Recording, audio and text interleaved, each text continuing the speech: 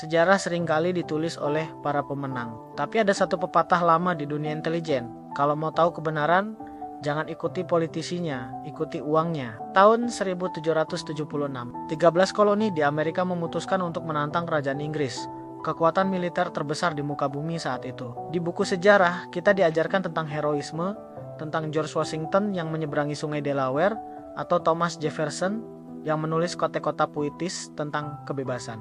Tapi, realitas di lapangan jauh lebih brutal. Perang adalah bisnis yang sangat mahal. Tanpa uang, pasukan tidak bisa makan, mesiu tidak bisa dibeli. Dan saat itu, Kongres Kontinental mengalami kebangkrutan total. Disinilah celah di mana mitos dan konspirasi mulai tumbuh subur. Internet dipenuhi dengan narasi bahwa keluarga Rothschild mendalangi semuanya dari balik layar. Bahwa Amerika hanyalah boneka dari dinasti perbankan Eropa sejak hari pertama. Tapi, bagaimana jika saya katakan narasi itu bukan hanya keliru, tapi justru menutupi sebuah pengkhianatan sejarah yang lebih menyakitkan? Bagaimana jika sosok penyelamat Amerika yang sebenarnya, orang yang memberikan seluruh hartanya agar negara ini bisa hidup, justru mati sebagai gelandangan, dikubur di liang tanpa tanda, dan namanya dihapus dari ingatan kolektif? Siapkan diri Anda, hari ini kita akan melakukan investigasi forensik sejarah. Kita akan membongkar dokumen yang terlupakan, meluruskan garis waktu Rothschild, dan mengangkat kembali nama Jaime Salomon dari kegelapan. Mari kita mulai dengan meluruskan pondasi negara ini. Kita merayakan kemerdekaan Amerika setiap tanggal 4 Juli. Tapi tahukah Anda, jika John Adams masih hidup, dia mungkin akan sangat kesal dengan kita semua. Faktanya, pemungutan suara yang krusial untuk memisahkan diri dari Inggris terjadi pada tanggal 2 Juli 1776. Dalam surat kepada istrinya Abigail, Adams menulis dengan yakin bahwa hari kedua di bulan Juli akan menjadi zaman paling berkesan dalam sejarah Amerika. Dia membayangkan api unggun dan parade di tanggal itu. Tapi 4 Juli hanyalah hari di mana naskah deklarasi itu disetujui secara redaksional dan dikirim ke percetakan. Sejarah punya selera humornya sendiri, dan tanggal di kertaslah yang diingat, bukan tanggal tindakannya. Bukan hanya tanggalnya yang meleset, inspirasi politiknya pun sering disembunyikan. Sistem pemerintahan Amerika, konsep federalisme bukanlah murni warisan Yunani atau Romawi. Benjamin Franklin, sang diplomat ulung, sebenarnya sangat frustrasi dengan ketidakmampuan koloni-koloni untuk bersatu. Ia menemukan jawabannya bukan di buku-buku Eropa, melainkan dari tetangga mereka, Konfederasi Iroquois Haudenosaunee. Kepala suku Canasatego pernah menasihati para kolonis dengan metafora yang kuat. Satu anak panah mudah patah, tapi jika 5 anak panah diikat menjadi satu, tidak ada yang bisa mematahkannya. Simbol 13 anak panah yang dicengkeram oleh elang di lambang negara Amerika hari ini adalah penghormatan langsung terhadap kebijaksanaan politik suku Iroquois. Konstitusi Amerika berutang budi pada hukum perdamaian agung suku asli ini. Namun, sistem politik yang jenius sekalipun tidak bisa membayar gaji tentara. Sekarang, mari kita masuk ke inti masalah finansial. Disinilah teori konspirasi paling populer muncul.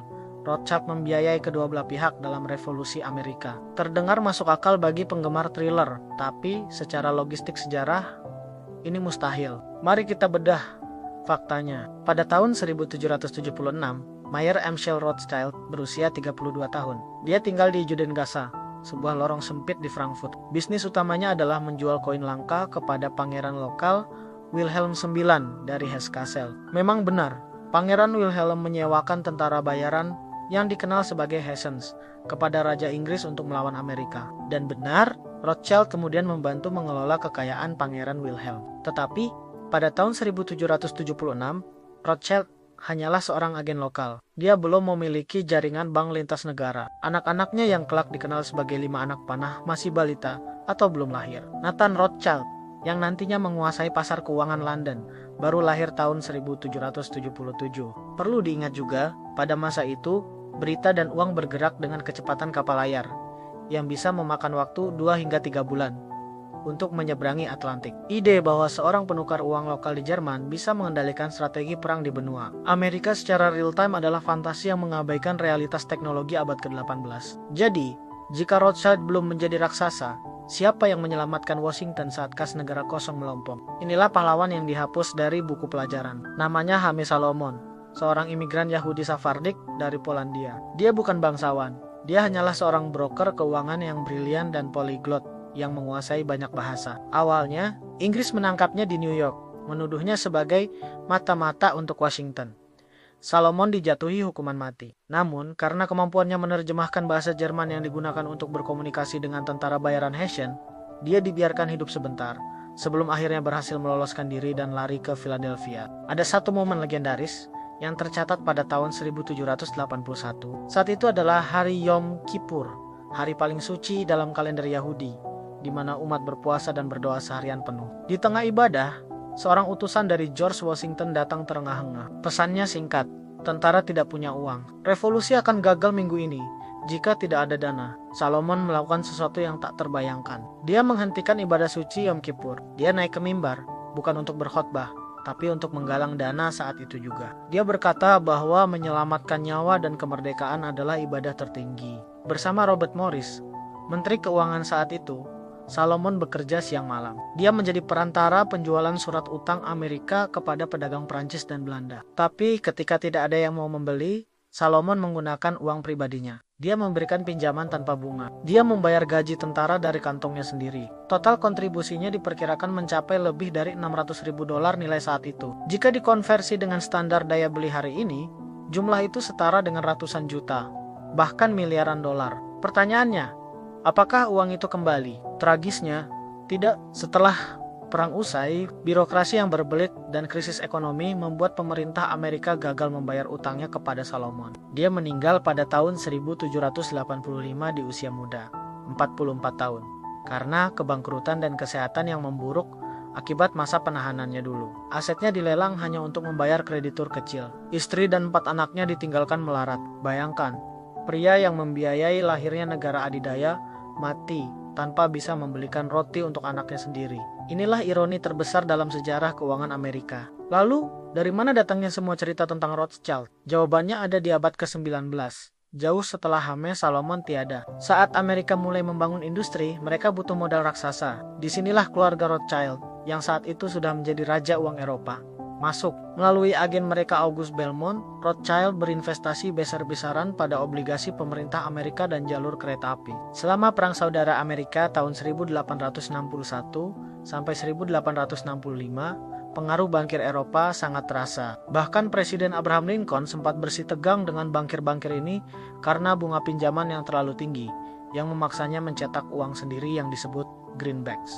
Namun, puncak dari segala teori konspirasi terjadi pada tahun 1910, bukan di medan perang, tapi di sebuah resor liburan mewah di Pulau Jekyll, Georgia. Di sana, 6 orang paling berpengaruh di dunia perbankan bertemu secara rahasia. Mereka menyamar sebagai pemburu bebek, bahkan hanya menggunakan nama depan agar pelayan tidak mengenali mereka. Di antara mereka ada Senator Nelson Aldrich, dan yang terpenting, Paul Warburg. Paul Warburg adalah bankir kelahiran Jerman, mitra dari Kuhn, Loeb & Co, dan memiliki hubungan keluarga serta bisnis yang sangat erat dengan dinasti Rothschild di Eropa. Di pulau itulah, draft untuk di Federal Reserve atau The Fed disusun. Sering dikatakan Rothschild memiliki The Fed. Ini kurang tepat secara teknis, namun mengandung elemen kebenaran dalam hal pengaruh. The Fed bukanlah perusahaan yang sahamnya dimiliki satu orang. Ia adalah sistem hibrida yang unik, sebuah bank sentral yang terdiri dari berbagai bank swasta. Sistem yang diciptakan Warburg mengadopsi model perbankan Eropa. Jadi, meskipun tidak ada sertifikat saham bertuliskan milik Rothschild, arsitektur sistem keuangan Amerika memang dibangun oleh orang-orang yang berada dalam satu lingkaran elit perbankan transatlantik tersebut. Mereka menciptakan sistem fractional reserve banking, sebuah mesin pencetak uang yang menjadi tulang punggung, sekaligus sumber kontroversi ekonomi modern hingga hari ini. Perjalanan kita hari ini membuktikan satu hal. Realitas sejarah jauh lebih kompleks daripada meme konspirasi di internet. Memang mudah menyalahkan satu keluarga kaya atas segala hal, tapi narasi itu seringkali membuat kita malas melihat fakta. Dengan berfokus pada Rothschild di tahun 1776, di mana mereka belum berperan, kita justru mengubur jasa pahlawan nyata seperti Hames Salomon. Salomon mengajarkan kita bahwa patriotisme sejati seringkali sunyi dan penuh pengorbanan. Bukan tentang kekuasaan dan keuntungan. Amerika berdiri di atas pundak banyak orang. Suku asli yang memberikan inspirasi politik, bankir Belanda dan Prancis yang mengambil risiko, dan imigran seperti Salomon yang memberikan segalanya. Sekarang, giliran Anda. Apakah Anda setuju bahwa nama Hames Salomon harus dikembalikan ke dalam buku sejarah utama? Atau Anda punya teori lain tentang pertemuan di Pulau Jekyll? Tuliskan pendapat tajam Anda di kolom komentar di bawah. Terima kasih telah menonton. Jangan lupa like, subscribe, dan nyalakan lonceng agar tidak ketinggalan saat kita membongkar arsip terlarang lainnya.